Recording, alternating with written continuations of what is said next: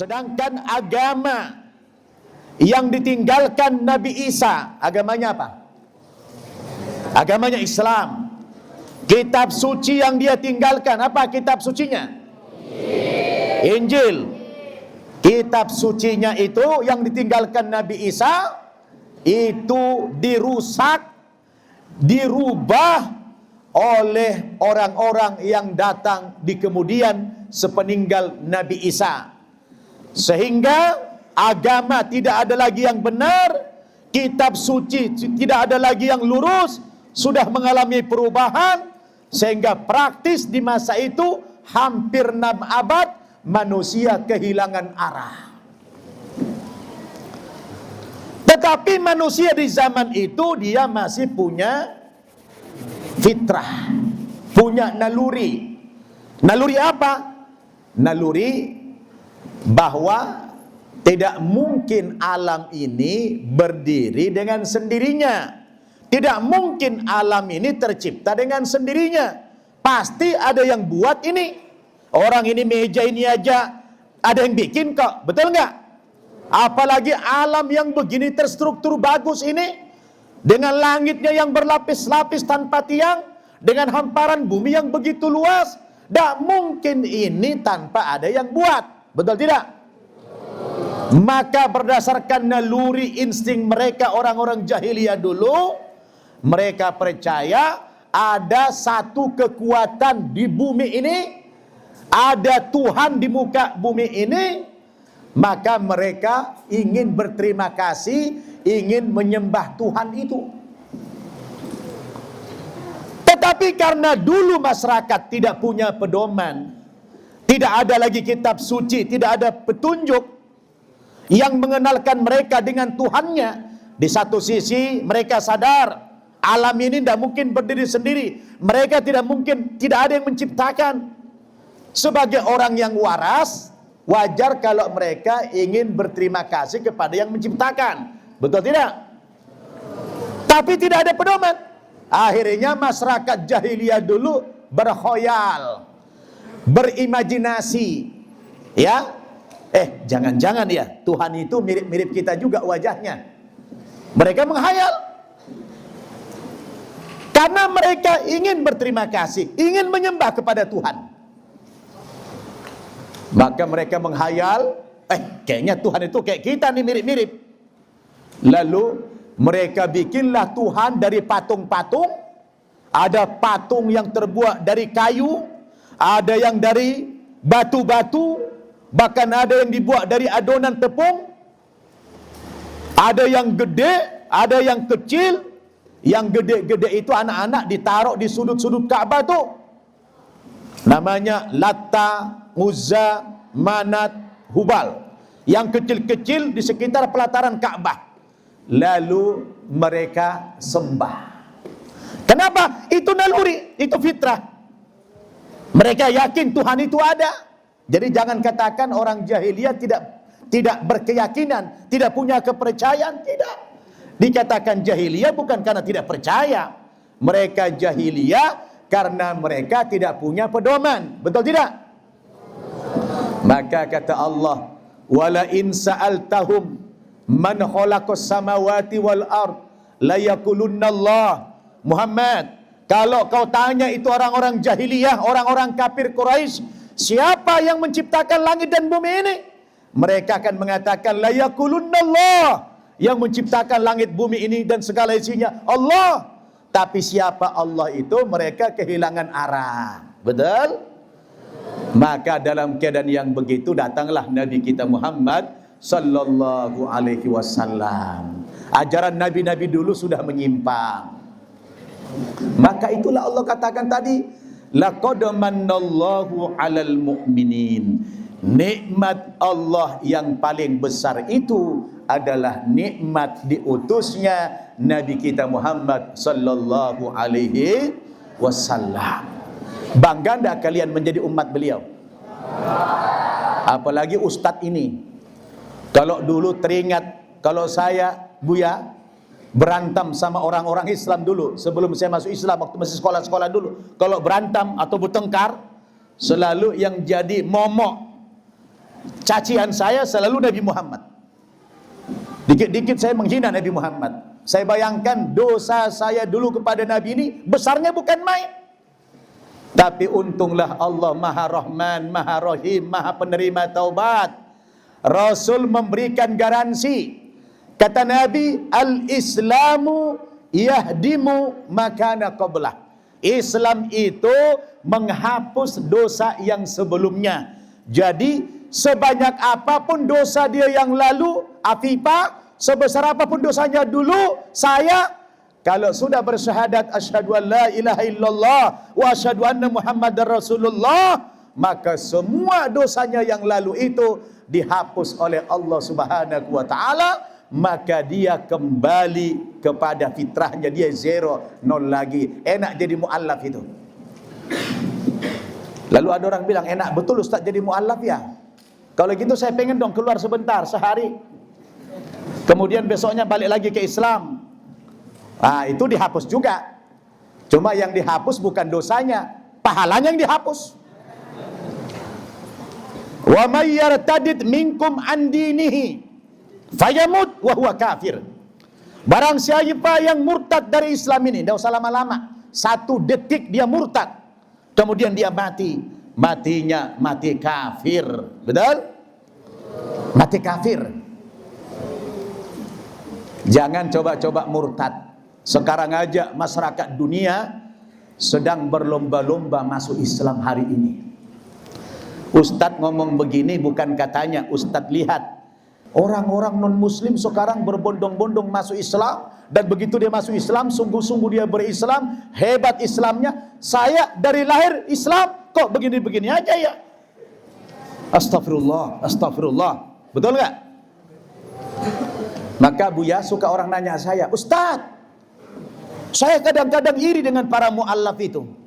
Kenapa ya mu'allaf itu kadang-kadang lebih hebat imannya, lebih hebat pemahamannya dari kami muslim turunan? Kenapa itu Ustaz? Saya bilang begini, Bapak Ibu kan muslim turunan, kalau kami kan muslim tanjakan, saya bilang. Ya. Jadi ada muslim turunan, ada muslim tanjakan.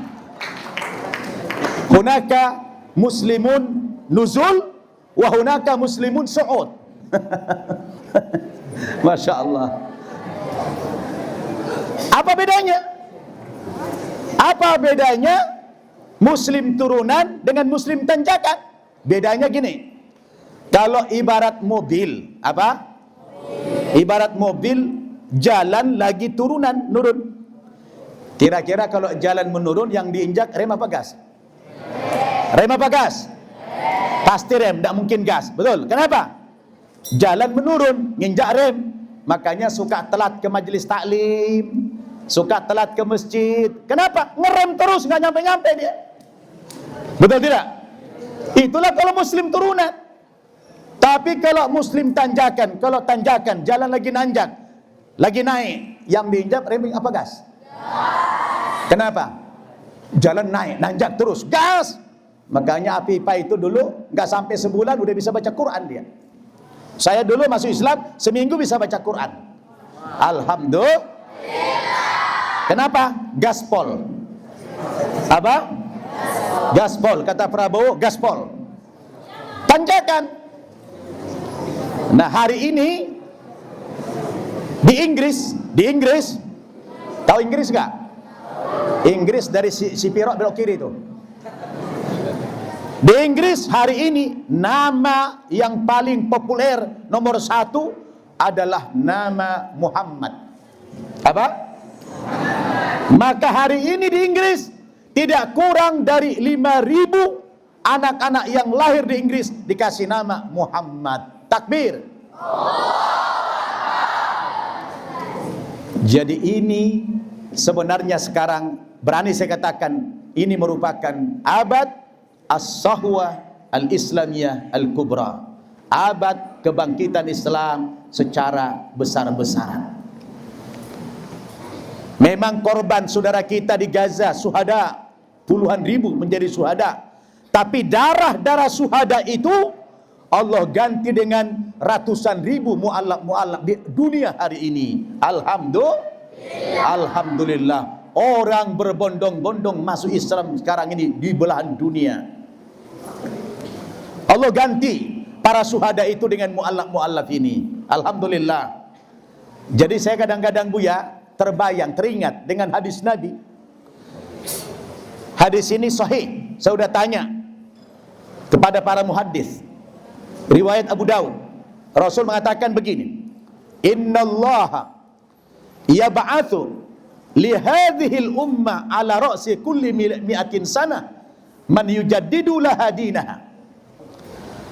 Allah Subhanahu wa taala akan mengutus kepada umat Islam ini setiap 100 tahun sekali muncul pembaharu Islam.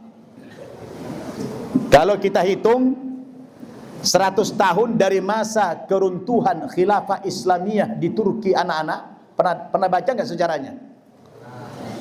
Dulu Turki Utsmani itu adalah negara Islam, khilafah Islamiyah dulu, ya. Ini kira-kira terlalu tinggi nggak? Tidak. Paham kalian? Nggak apa-apa lah, paham tak paham, nggak apa-apa. Yang penting Ustaz ngomong. Itu dulu keruntuhan khilafah Islamiyah, supaya kalian sadar nanti. Itu tahun 1924. Tahun berapa? 1924. Sekarang tahun berapa? 2025. Berarti sudah 100 tahun lewat beberapa bulan. Kalau mengacu kepada hadis tadi, setiap 100 tahun sekali muncul pembaharu. Sekarang sudah kita di mana-mana umat Islam itu bangkit, di mana-mana orang berbondong-bondong masuk Islam.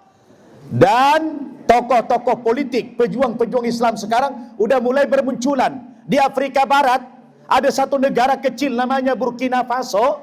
Jumlah rakyatnya lebih kurang 25 juta. Presidennya bernama Ibrahim Traore. Umur 35 tahun jadi presiden. Sekarang dia menjadi presiden Islam yang paling disegani dunia hari ini. Pemimpin yang paling disegani dunia adalah Presiden Ibrahim Traore, yang dia berhasil mengusir tentara penjajah Prancis dari negaranya. Subhanallah. Di Indonesia sekarang kita punya namanya Prabowo. Paling lantang pidato di PBB kemarin. Paling lantang mendukung kemerdekaan Palestina. Muncullah pembaharu Islam sekarang ini. Sudah mulai terlihat. Betul tidak? Dan sekarang masyarakat dunia sekarang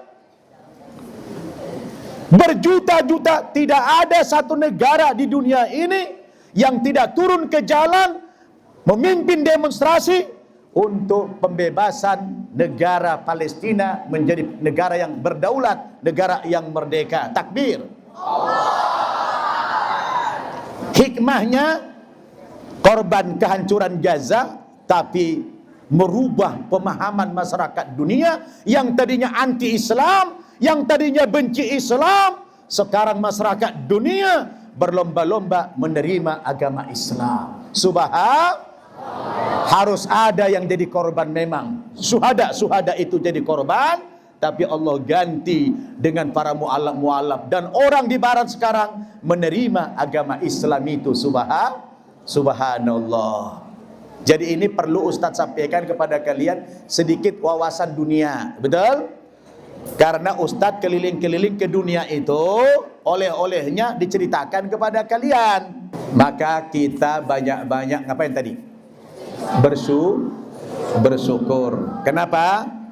Berkat Nabi kita Muhammad diutus oleh Allah, akhirnya kita bisa beriman kepada Allah Subhanahu wa ta'ala. Sebab kalau beliau tidak lahir sampai hari ini, dipastikan kita tidak ada satupun yang jadi orang Islam, tidak ada jadi orang yang beriman. Betul tidak? Maka rasa syukur kita dengan kelahiran beliau harus berlipat-lipat rasa syukur kita. Maka kalau ada orang lahir sesudah Nabi Muhammad diutus dari tahun 571 Masehi, dia sudah lahir di masa itu, udah datang Nabi Muhammad, tapi tidak beriman kepada kerasulannya, Nabi mengatakan, walladzi nafsu Muhammadin biyadihi la yasma'u bi ahadun min hadhihi al-ummah Yahudiyun wala Nasraniyun thumma yamut wa lam yu'min billadzi ursiltu bih illa kana min ashabin nar. Demi Allah yang jiwa Muhammad berada di tangan Allah, tidak ada salah seorang di antara umat manusia ini yang telah mendengarkan perkataanku, baik langsung maupun tidak langsung, apakah itu orang Yahudi atau orang Nasrani, thumma yamut, kemudian mereka mati, walam yu'min billadzi ursiltu bih, sampai mati mereka tidak beriman kepada kerasulanku, kata Nabi, illa kana min ashabin nar, melainkan kelak mereka semuanya penduduk neraka jahanam. Siapa? Orang yang lahir dan hidup pasca Nabi Muhammad diutus oleh Allah, tidak beriman kepada kerasulannya, meskipun dia punya akidah, punya kepercayaan, punya banyak amal-amal baik, tapi kalau tidak beriman kepada kerasulan Muhammad, maka semua imannya, amalnya batal. Apa? Batal. Apapun agamanya, apapun kepercayaannya, di luar Islam, itu semuanya ditolak oleh Allah Subhanahu wa ta'ala. Kenapa? Karena mereka tidak beriman kepada kerasulan Nabi kita Muhammad sallallahu alaihi wasallam. Dan Nabi kita ini anak-anak, Nabi yang paling besar. Nabi apa? Paling apa? Kenapa paling besar? Beliau memang datangnya belakangan. Dia lahirnya di akhir zaman. Qad khalat min qablihi rusul. Sebelumnya sudah banyak nabi-nabi, rasul-rasul yang sudah diutus oleh Allah yang sudah tiada. Beliau nabi terakhir, dan dipastikan tidak ada nabi, tidak ada rasul sesudah beliau. Yakin tak? La nabiyya wa la rasulah ba'dah. Yakin tidak? Wajib yakin kita, betul?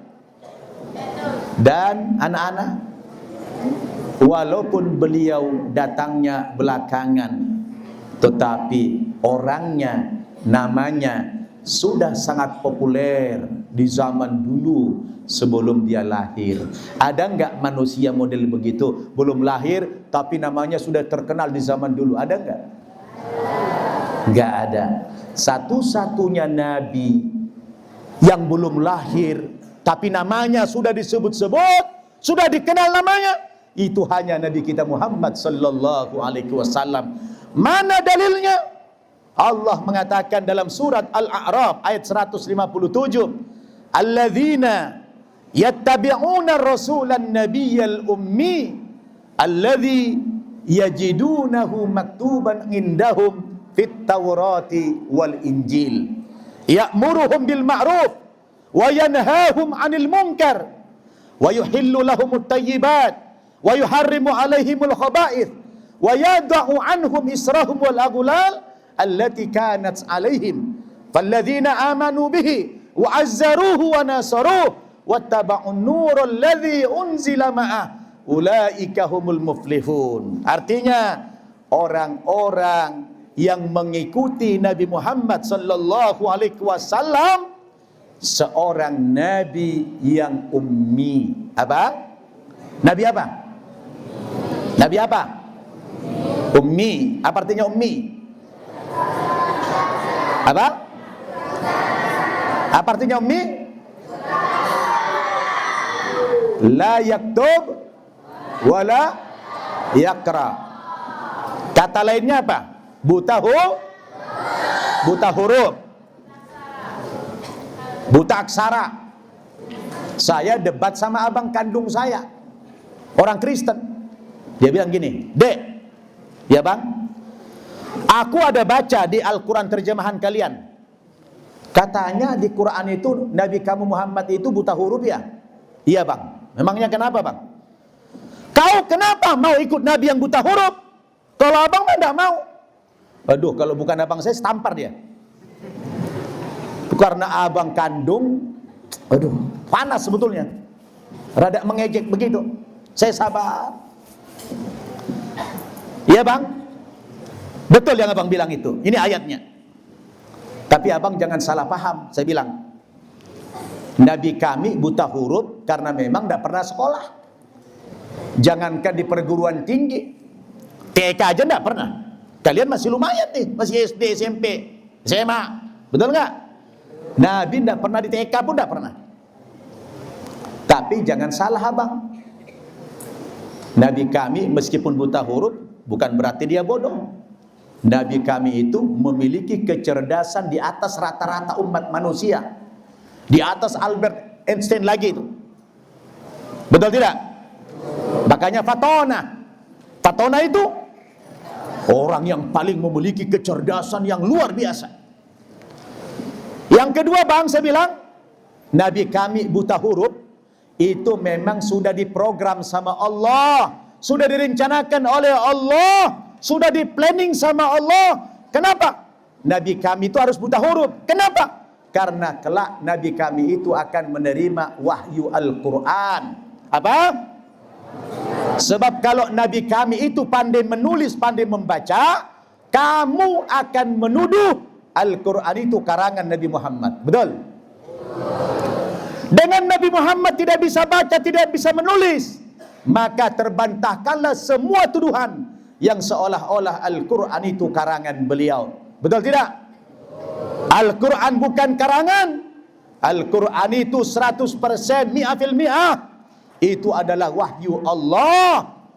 Inna nahnu nazzalna dzikra wa inna lahu lahafidun. Allah yang turunkan Al-Quran, Allah yang pelihara keaslian, kemurnian Al-Quran itu sampai hari kiamat. Tidak ada yang bisa mengotak-atik itu Al-Quran.